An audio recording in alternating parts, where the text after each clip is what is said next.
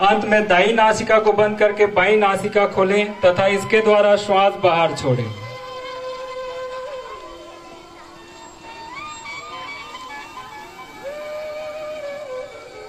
इस श्वासोश्वास की क्रिया अवधि बराबर होनी चाहिए। जितने समय आप इसे अंदर ग्रहण करने में लेंगे उतने ही समय में बाहर निकालना है। श्वास अंदर लेने और बाहर लेने का समय एक ही होना चाहिए। एक ही समय में बाहर करिए और एक ही समय में अंदर लीजिए।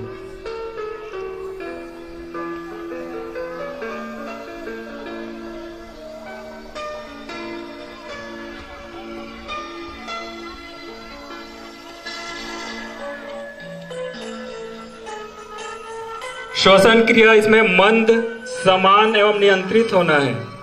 इसमें किसी भी प्रकार का दबाव या अवरोध नहीं करना है, झटका नहीं देना है। श्वास लेने में आराम से श्वास बाहर लेना है, करना है और अंदर लेना है।